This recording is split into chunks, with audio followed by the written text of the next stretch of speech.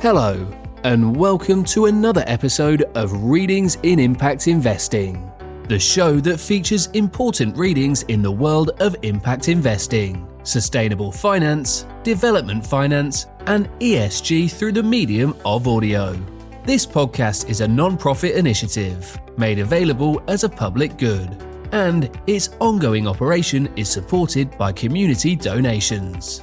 Find the podcast online at readingsinimpact.org or on your favourite podcast platform. Now here's your host, Daniel Rosehill. Hello friends and subscribers, welcome back to Readings in Impact Investing. My name is Daniel Rosehill. This is a new podcast and YouTube channel intended to take important source material in the world of impact investing and bring it to a wider audience through replicating it in the format of audio. Today I'm going to be taking a look at a paper called The Primer on the Sustainable Development Goals. The UN Sustainable Development Goals, or SDGs, are obviously of prime importance in the world of sustainable finance, development finance, and impact investing. There are actually a few documents called the SDG Primer floating around on the internet. I couldn't help but notice there was one that was kind of a 70-page document. There was one that was a much bigger document about the SDGs. And this is like the kind of primer's little brother as such. It's kind of the mini primer. It's called A Basic Guide to the 2030 Agenda and the SDGs. And I thought this would be a good document to read. It was authored in 2020, January of 2020. So it's a few years out to date, but the SDGs are still the SDGs, and we are advancing worryingly quickly towards 2030.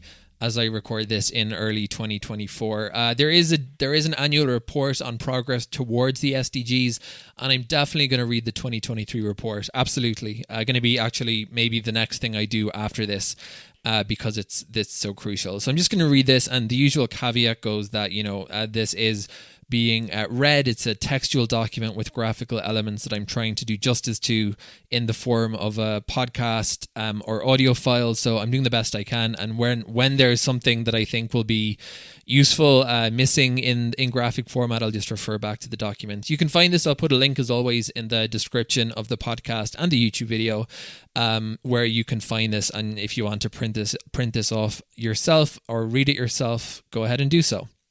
Components of the SDG Primer. So it starts with a quote from Amina Mohammed, who was the UN Deputy Secretary General. I have to confess, I'm not sure if she still is, but this is a quote. The quote, irrespective, remains very relevant. Our task is immense, yet many of the pathways to change are in plain sight. But a transformation of our societies and the economies is required to pursue them. We need global action, local action, and people action.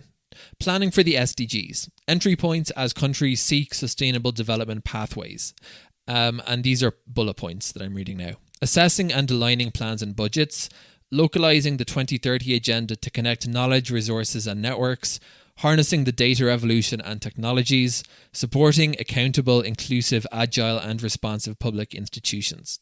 Financing the SDGs, tapping multiple resources, private and public, domestic and international, a common approach to development financing, raising domestic revenues and aligning expenditures, incentivizing and harnessing private finance, building more effective international cooperation, bringing it all together, exploring interconnected challenges and their solutions, links across the SDGs and across economies, societies and the environment, broadening planning and budgeting horizons involving everyone in the country, building peaceful societies and resilience to crisis, collaborating on the SDGs, mobilizing broader and ambitious coalitions and decisive actions, including all parts of government, private sector partners, science, research and academic communities, civil society, social movements and public engagement, parliaments, human rights institutions and audit bodies.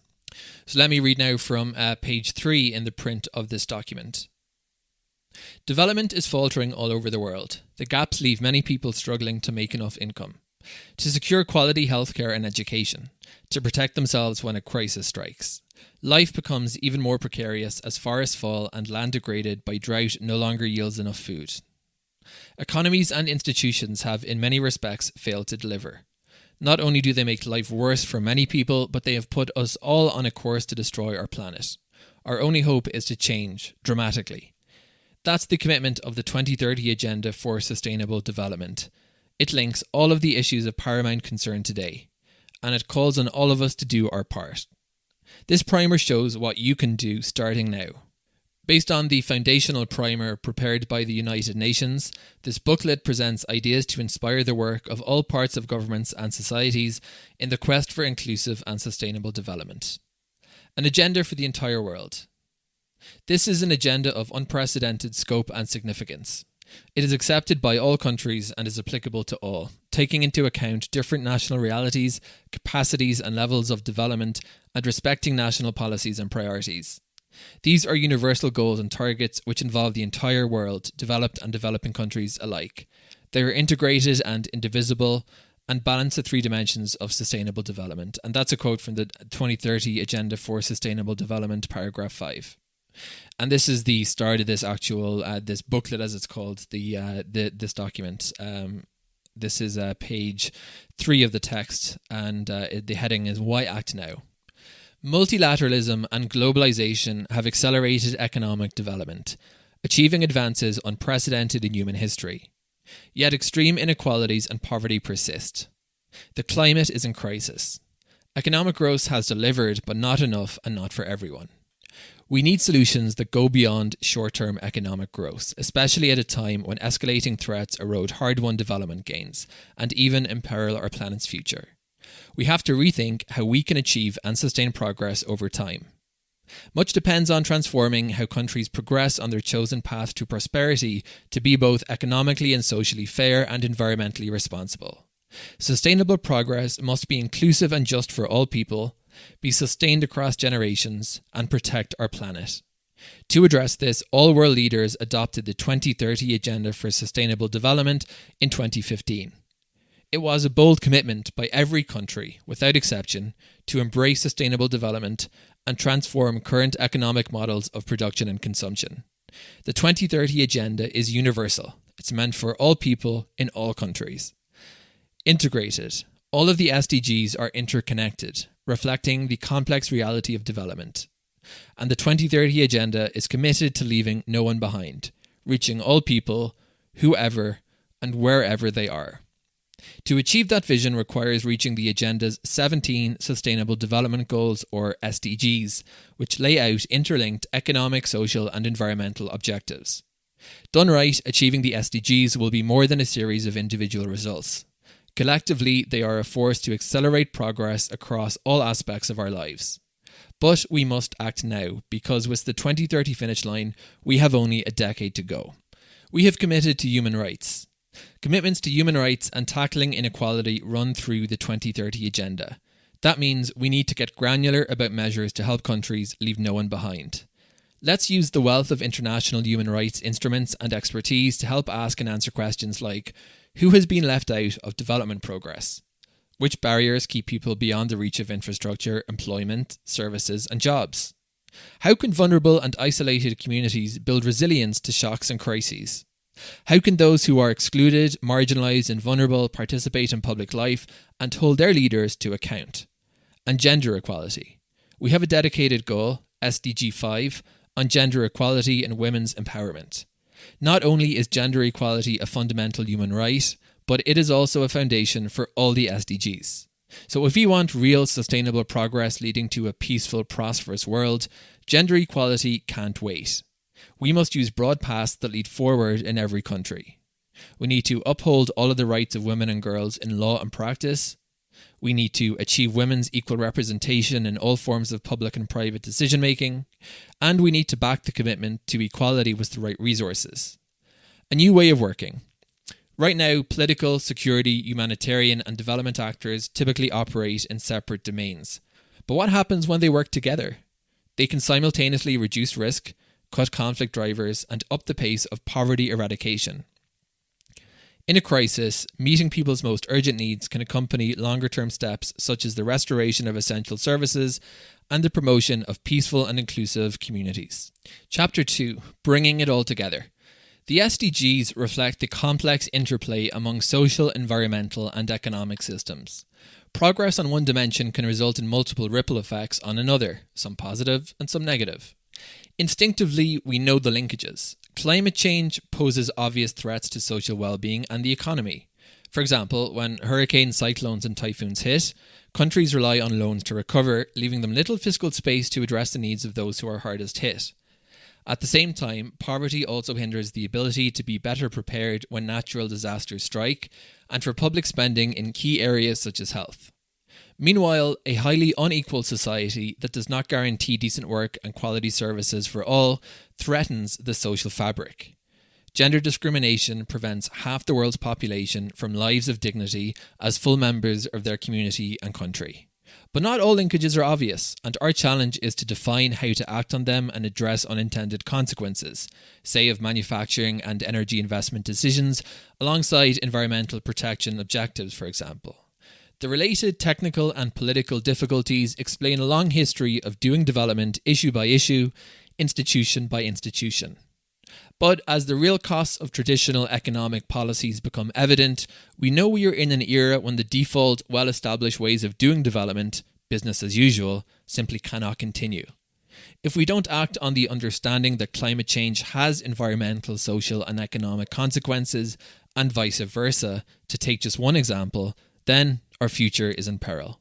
It's about interconnected systems.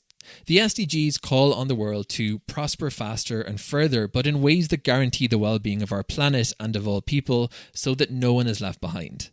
The only way towards that vision is to first understand the connections across goals and dimensions of development, institutions and levels of governance, and over time, and then take strategic actions that are coherent and collaborative across these connections. This includes governments working with longer and broader planning and budgeting horizons and involving all parts of society. It will also mean applying more sophisticated data and techniques to understand how these connections change and influence each other. As these relationships become more fully understood, we are in a better position to manage potential trade-offs and identify elements that can spark deeper and broader progress. An investment today in healthcare for all might mean tomorrow's more productive workforce and steady jobs for a new generation even larger than the last. Investment in simple, high-efficiency cook stoves for poorer communities could mean the start of a long-term transition to reliable, greener energy while immediately improving food, air and water quality and helping small businesses. Integration. Where do we begin? New resources are becoming available to countries to think and plan in more integrated ways. For example, the United Nations is expanding the ways it brings experts from across its global system together to understand and address country-specific and complex challenges. There are many tools available to better model and predict the interactions across different sectors. There is huge potential from better use of new data and digital technologies. Partnerships with a broad range of public and private institutions and networks can help apply more of these new and emerging approaches to supporting countries with integrated pathways to sustainable development.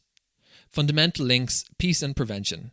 The 2030 Agenda recognises that progress can only be sustained if development is linked with human rights, peace and security. This means that investments to prevent conflict, build peace and improve resilience to crisis should all be critical considerations in national development strategies. Working seamlessly across sectors, institutions and time horizons is essential for aligning peace, security and development efforts so that they are all squarely aimed at prevention. What's more, integrating action on the SDGs and stressing resilience and sustaining peace can help countries to accelerate progress and protect gains, including through better results in preventing, mitigating and preparing for risks. Chapter 3. Planning for the SDGs. Each country must find its own path to sustainable development suited to their specific context. Given complex challenges and equally complex demands from the SDGs, governments have to find improved ways to operate. That means identifying and choosing key entry points to accelerate pathways to sustainable development, instituting policies that bridge economic, social and environmental concerns, or ministries regularly working closely together instead of mostly on their own, and strengthening ties between local and central governments with better alignment of their planning cycles over time with an eye to the well-being of future generations. Where do we go as a nation? The SDGs and their targets are global and aspirational, but their achievement needs countries to define how to incorporate them in their national development plans and budgets. Starting with a clear understanding of where countries want to be by 2030 and working backwards to identify how to reach that vision across each sector, region and population group can help to define a sustainable development path. Where to begin? First, assess. Use the systems approach to explore often competing priorities and the potential sequencing of various investments and interventions. Then align plans and budgets, such as by strengthening or establishing coordination and engagement mechanisms for different sectors, levels of government and stakeholders, establishing common SDG baselines to track progress across the government, bringing different actors together around key priorities that require coherent and joined-up leadership, investment and action, creating common resource estimates, financing strategies, and monitoring and evaluation strategies. Localising the 2030 agenda. Achieving the SDGs will largely depend on making them a reality at the local level, that is, in communities, cities, and regions. Localising the 2030 agenda means convening local people and institutions with central roles in responding to pressing local issues. Local government authorities will likely be involved, but so might local businesses, community groups, and civil society organisations, among many others. They all bring knowledge, resources, and networks to influence change.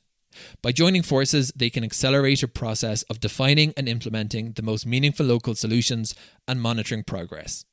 Capacity building will be crucial, including to manage broader participation and partnerships. Linking local and national SDG action can speed the pace of progress for the entire country, plus help to ensure that no one is left behind. A few ideas: aligning on national and local plans, better use of disaggregated data, connecting measures of local and national progress, establishing local national fora for dialogue, knowledge exchange and joint action, designing explicit measures to leave no group or locality behind, ensuring that localities have sufficient resources, including from public financing, to meet their responsibilities. All of these processes can build trust and relationships, revving up the whole of government and whole of society momentum required by the SDGs. Harnessing data. Quality data, indicators and statistics will drive the 2030 agenda, underpinning progressively better policy making that is firmly grounded in evidence. Yet current statistical capacities in many countries lag behind. From satellites to mobile phones to artificial intelligence, technology and the fourth industrial revolution are opening many new possibilities to close the gaps. Some countries are already leading the way, whereas others require targeted support to catch up. Here are just a few examples of the data revolution. Spending patterns on mobile phone services can provide proxy indicators of income levels. Sensors connected to water pumps can track access to clean water. Speech-to-text analytics on local radio content can reveal concerns about discrimination and support policy responses. Combining satellite imagery, crowdsourced witness accounts, and open data can help to track deforestation. Sentiment analysis of social media can reveal public opinion on effective governance, public service delivery, or human rights. Keep the digital divide in mind. The digital divide means that some populations cannot effectively access the online world and their perspectives are excluded from digital realms. The UN system and entire development community must apply core principles to uphold equity and inclusion. They must also uphold the highest standards of data governance, protection, privacy and security. And if you want to know more, there is a link here to the UN's guidance on data privacy, ethics and protection.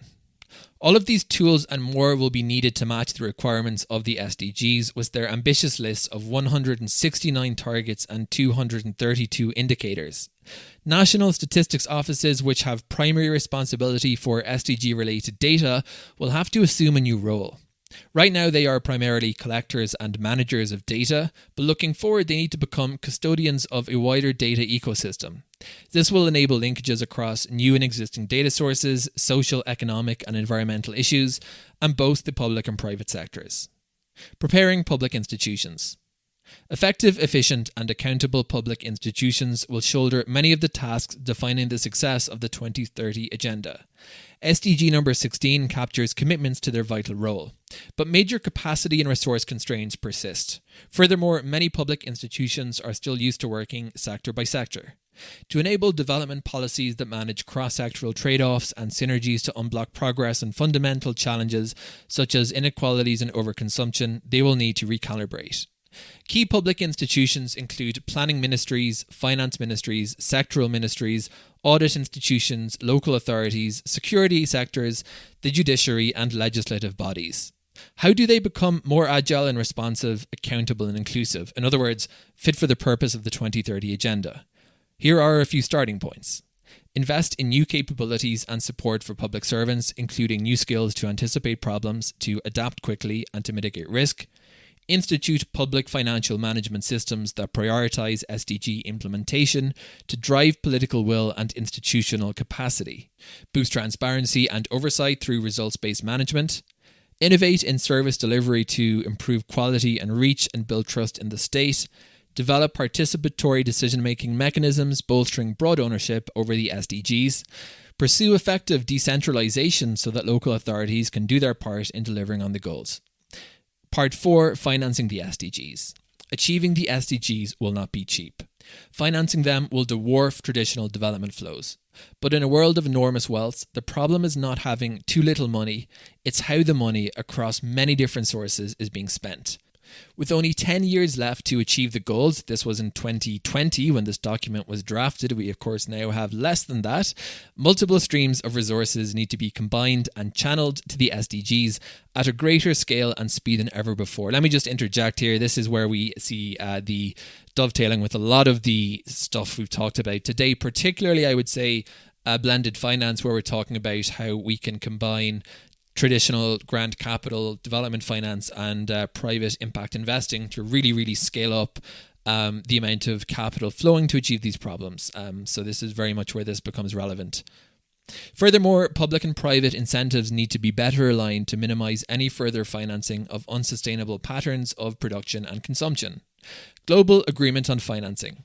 Adopted the same year as the 2030 Agenda, the Addis Ababa Action Agenda is the key global agreement on financing the SDGs. It links public, private, domestic and international sources of finance and sets forth an integrated financing framework connecting all financing sources as well as non-financial means of implementation. The framework allows governments to look at their overall financing mix and understand the varying profiles and strengths of different financing instruments. At the country level, governments are increasingly using these frameworks to manage a complex financing landscape, align financing with long-term priorities, overcome silos and strengthen coherence among financing policies, and translate policies into strategic action. Raising domestic revenues and aligning expenditures. National budgets are by far the largest and most important source of finance for public services and goods, as well as infrastructure and institutions. This means that governments need to prioritise domestic revenue mobilisation and alignment for the SDGs, including through explicit targets to raise revenues. It also means moving beyond short-term perspectives and sector-specific policies. Taxes typically contribute a significant share of public revenues. Innovations like tax lotteries and simplified forms have helped to boost tax compliance, while investments in revenue collections typically pay off rapidly. If progressively designed, taxes are tangible expressions of a country's social contract and the citizen-state relationship. They can also be used to nudge behaviour towards more sustainable patterns, such as through taxes on plastic bags and pollution. Raising domestic revenues for the SDGs can entail new resource mobilisation, but they can also come from minimising expenditures that are not SDG aligned by reducing fossil fuel subsidies, for instance, realigning current expenditures with the SDGs, and using financial resources more effectively. Incentivising and harnessing private finance. The scale of financing required for the SDGs will require national and international private investment. Many governments offer incentives like tax breaks and subsidies to attract private investors. These can be powerful ways to promote more sustainable and inclusive investments, for example, to create jobs in vulnerable and economically deprived communities. Strengthened financial regulatory systems can help countries to attract private investment that is aligned with sustainable development. For example, in a highly interconnected world, regulations that incentivise more sustainable and longer-term investments and rebalance the demand for credit with financial stability can help tap these resources while preventing and containing financial crises. More financial institutions are issuing thematic bonds aligned to key aspects of the 2030 Agenda, particularly green bonds and in sectors such as transport, energy and water and sanitation. Countries are also increasingly exploring catalytic blended financing, using public or philanthropic capital sources to catalyse private sector investment to demonstrate results and de-risk further private financing. From international aid to cooperation, official development assistance will continue to play a strategic and catalytic role in the SDGs, especially in the least developed countries and those with special circumstances, such as the small island developing states. It can help to meet immediate pressing needs and leverage additional financing, such as through investing in innovative development solutions with strong potential for scaling up. But a growing trend is of international cooperation among developing countries through South-South modes. Triangular cooperation involving donor and developing countries is also on the rise, spurred in part by a new set of donors from emerging economies. International Development Financial Institutions, DFIs, are vital for a mix of countries with limited access to funds. These institutions provide policy, capacity, and regulatory assistance alongside financial support through grants and concessional loans. Some have particular areas of focus, such as infrastructure and agriculture, or they practice specific types of financing, like Islamic finance. Where loans and debt are involved, governments need to be able to assess sustainability, account for the impacts, and manage costs and risks. Countries can work together to design customised loans, arrange debt swaps, and develop other innovative debt instruments. More can be done to ensure that creditors uphold their responsibilities and that debt crisis resolution is fairer and more effective. Chapter 5, Collaborating on the SDGs. Development used to be mainly a concern for governments. Partnerships used to be about coming together for specific tasks yielding incremental progress. But to meet the needs of entire societies and our shared planet, the 2030 Agenda has upended these conventional notions. Much broader and more ambitious coalitions must take shape around a shared commitment to mutual gains. They are vital to bring together all requisite people, funds, know-how and technology to tackle new challenges and pursue new solutions. All action by any individual anywhere in the world can make a difference to the SDGs for the better or for the worse. The ways we eat, dress, power our homes, plant crops, move around, manage businesses, it all adds up. So for the kind of transformation that needs to happen, especially with just 10 years left to achieve the goals, entire societies must mobilise. Witness the powerful momentum of the climate marches spanning the globe, just one example of many possibilities. Who are some priority partners and how is collaboration evolving? Check this brief summary. Private sector partners. Advocacy, policies and incentives are needed to involve markets and enterprises much more systematically in making direct contributions to public goods integral to sustainable development, such as through gender parity in workforces, affordable and accessible vaccines, reduced pollution and enforcement of safety standards. Possibilities for unlocking and leveraging new private sector funding comprise public-private partnerships, philanthropic and corporate social responsibility initiatives, and collaborations to incentivise socially productive investments. Much more can be done to mobilise media of all forms to sway the weight of public opinion behind sustainable development. Science, research and academic communities test new ideas that can accelerate development transformation.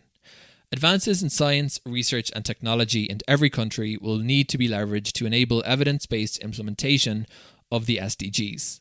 Civil society, social movements and public engagement catalyse debate, ensuring a voice for all in helping reshape the development discourse and provide services to key populations beyond the reach of the state. The proliferation of digital communications has spurred civil action, amplifying ideas, demands and innovations, effectively reshaping platforms for public policy. Parliaments, human rights institutions and audit bodies serve as bridges between people and their government, representing diverse concerns. They can build consensus on and propel momentum behind new development plans and help to keep SDG implementation fair and inclusive. Only 10 more years. That's a short period of time left to achieve the 2030 Agenda, and no country is yet on track to meet all the SDGs. I'm recording this at the start of 2024, and that is still the case, except that the amount of time left to 2030 is clearly shorter. We must be ambitious. We must act now. We must break away from the model of grow first, clean up later in every country. Revitalising multilateralism means no country needs to go it alone. Step up international cooperation and leadership to mobilise resources and design integrated solutions that make strides across all of the SDGs. galvanize the global public, civil society, business, unions, the media, academia, youth and communities to champion and practice sustainable development. That is the end of the primer itself. And I just actually wanted, as a sort of addendum, to read the 17 SDGs because they actually weren't mentioned in that primer, or they weren't enumerated or listed, so I thought it would be fitting to read them. Goal 1, end poverty in all its forms everywhere. Goal 2, end hunger, achieve food security, and improve nutrition and promote sustainable agriculture. Let me actually give the goals as well. Goal 1 is no poverty. Goal 2 is zero hunger. Goal 3 is good health and well-being. Ensure healthy lives and promote well-being for all at all ages. Goal 4, quality education. Ensure inclusive and equitable quality education and promote lifelong learning opportunities for all. Goal 5, gender equality. Achieve gender equality and empower all women and girls. Goal 6, clear water and sanitation. Ensure the availability and sustainable management of water and sanitation for all. Goal 7, affordable and clean energy. Ensure access to affordable, reliable, sustainable and modern energy for all. Goal 8, decent work and economic growth. Promote sustained, inclusive and sustainable economic growth, full and productive employment and decent work for all. Goal 9 is industry, innovation and infrastructure. Build resilient infrastructure, promote inclusive and sustainable industrialization and foster innovation. Goal 10 is reduced inequalities, reduce inequality within and among countries. Goal 11 is sustainable cities and communities. Make cities and human settlements inclusive, safe, resilient and sustainable. Goal 12 is responsible consumption and production. Ensure sustainable consumption and production patterns. Goal 13, is extremely important one, is climate action.